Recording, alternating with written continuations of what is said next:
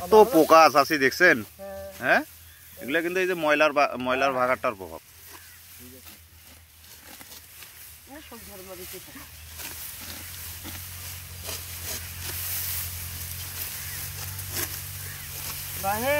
একজন মাটি ধান কাটতে আমার 2 ঘন্টা লাগে না, সেই ধান কাটতে আজ দেখলে মাথা খারাপ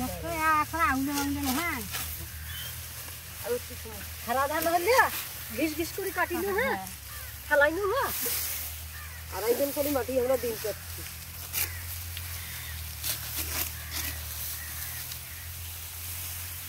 এত পোকা হইলে হ্যাঁ, সার কিনছেন চাষি?